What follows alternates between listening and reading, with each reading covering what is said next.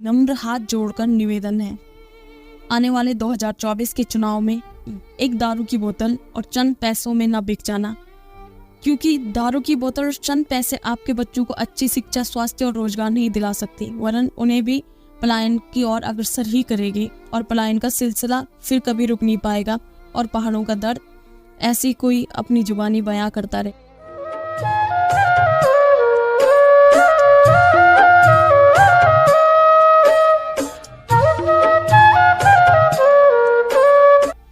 आप सभी को उत्तराखंड टू हेवन की टीम की ओर से सेवा सौम्य प्रणाम। आशा करते हैं आप सभी लोग स्वस्थ व अच्छे होंगे। आज हम जिस विषय पर बात करने वाले हैं वो अत्यंत ही जटिल समस्या है हमारे और हमारे पहाड़ों के लिए, जिसकी वजह से हमारे घर गांव वीराने हो रहे हैं। जी, हम बात कर रहे हैं पलायन और उससे जूझ रहे गाँव की। सबसे पहले बात करते हैं, आखिर पलायन हमारे लिए इतना गंभीर मुद्दा क्यों बना हुआ है। उत्तराखंड के ग्रामीण विकास एवं पलायन निवारण आयोग ने 2018 से 2022 की अपनी अंतरिम रिपोर्ट राज्य सरकार को सौंप दी है।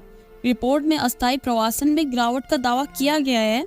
रिपोर्ट में प्रस्तुत डेटा पिछले 5 वर्षों में लोगों के बाहर जाने विस्तृत वृद्धि को दर्शाता है। रिपोर्ट में कहा गया है कि 2018 से 2022 तक कुल 3.3 लाख लोगों ने अस्थायी प्रवासन का विकल्प चुना है, यानी उन्होंने अस्थायी रूप से गाँव वो अपने घर को नहीं छोड़ा। वहीं इस अवधि में 72 प्रखंडों के 2067 गाँवों के 28,631 लोग अस्थायी रूप से बाहर निकल चुके हैं, वो अपना गांव घर छोड़ चुके हैं। रिपोर्ट के मुताबिक 2011 तक उत्तराखंड में 1034 निर्जन गांव थे और 2011 से 2018 तक इनकी संख्या में 734 की वृद्धि हुई है।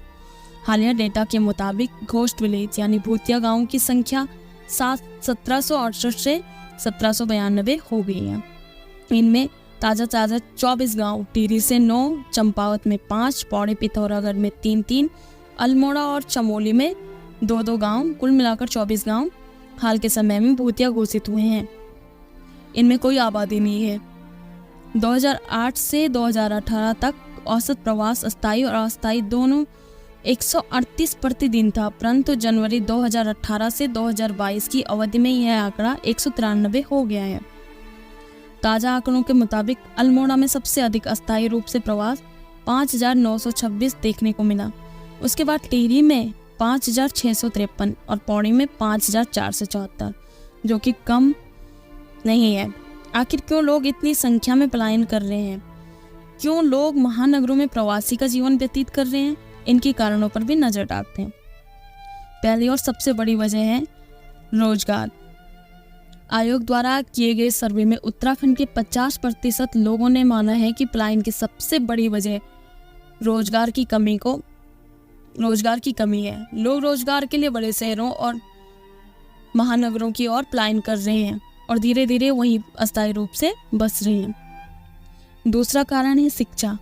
15.21% लोग अपने बच्चों की अच्छी शिक्षा व भविष्य के लिए गाँवों से पलायन कर रहे हैं, क्योंकि हमारे गांव में सरकार ने सरकारी स्कूल तो खुलवा दिए हैं, पर उनमें उचित प्रकार से शिक्षकों की भर्ती नहीं कर पाए हैं। शिक्षकों के अभाव के कारण व सरकार की शिक्षा नीति की ओर ध्यान न देने के कारण ग्रामीण क्षेत्र के बच्चों को उच्च स्तर की शिक्षा प्राप्त नहीं हो पा रही है। इसी कारण शिक्षा भी उत्तराखंड के लिए पलायन के लिए जिम्मेदार है। वही बात करते हैं तीसरे कारण की, तो वह है स्वास्थ्य। 8.83% लोगों ने स्वास्थ्य सुविधाओं के चलते पलायन किया है। हालांकि ये आंकड़ा रोजगार व शिक्षा के चलते हुए पलायन के मुताबिक कम है, परंतु इतना कम भी नहीं कि जिसे नज़रअंदाज किया जाए। सरकार स्वास्थ्य सुविधाओं की ओर ध्यान नहीं दे रही। सरकार ने हर जिले में, हर ब्लॉक में अस्पताल बनवा तो दिए हैं, परंतु डॉक्टरों की बहाली सही अनुपात में न कर पाई। पहाड़ों के जो अस्पताल हैं उनमें डॉक्टर्स की कमी है। अगर किसी अस्पताल में डॉक्टर्स हैं भी तो वहाँ पर मशीनें नहीं हैं। अगर हैं तो मशीनें ठीक प्रकार से काम नहीं कर पा रही हों और ना उन्हें चलाने के लिए सही ऑपरेटर वहाँ पर मौजूद हैं। इन सब से परेशान होकर लोग गांव से पलायन कर गए।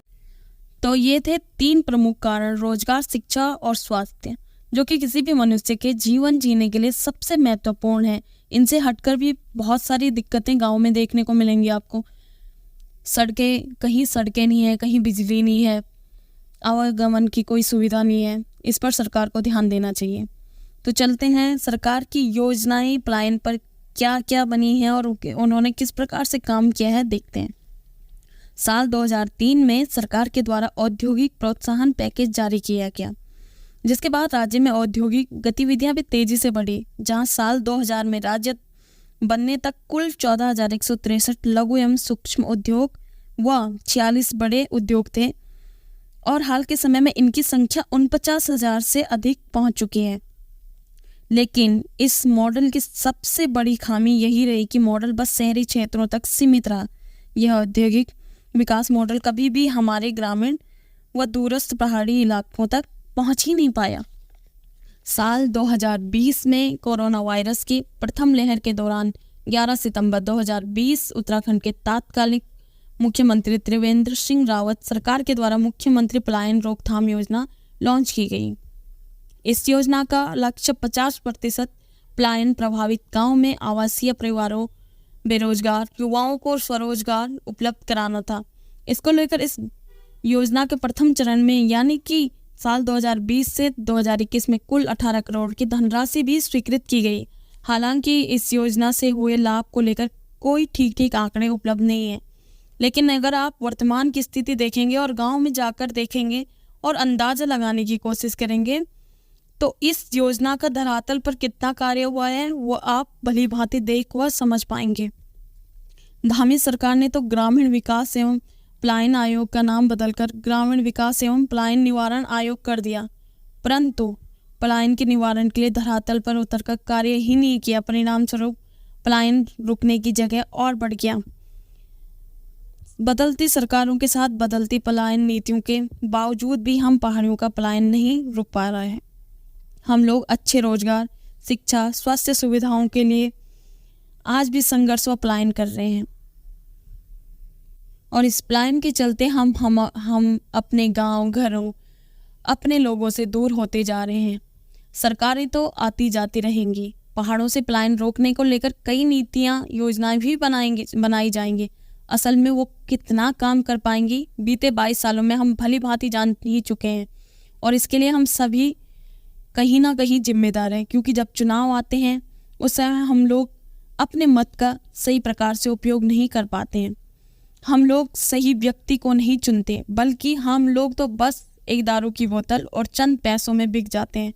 कड़वा है पर सच है, हम लोग बस उसको ही वोट देते हैं जो हमें खिलाए पिलाए, पर हम इसके परिणाम की ओर कभी गौर नहीं करते।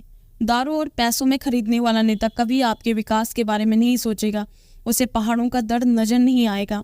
उसे तो बस अपने और अपनों के विकास में ही रुचि रहेगी। आपका जितना विकास करना होता है वो चुनाव के समय ही कर लेता है। इसलिए ध्यान रहे, आप आगे से ऐसा अपना विधायक, अपना प्रतिनिधि चुने जो हमारे पहाड़ों के दर्द को समझे। ये नहीं वो हमारे पहाड़ों से तो चुन के आ जाए सरकार में, पर वो देहरादून में कोठी बंगले में रहे। आप सभी से विनम्र हाथ जोड़कर निवेदन है, आने वाले 2024 के चुनाव में एक दारू की बोतल और चंद पैसों में ना बिक जाना, क्योंकि दारू की बोतल और चंद पैसे आपके बच्चों को अच्छी शिक्षा, स्वास्थ्य और रोजगार नहीं दिला सकती, वरन उन्हें भी पलायन की ओर अग्रसर ही करेगी और पलायन का सिलसिला फिर कभी रुक नहीं पाएगा और पहाड़ों का दर्द ऐसी कोई अपनी जुबानी बयां करता रहेगा। धन्यवाद।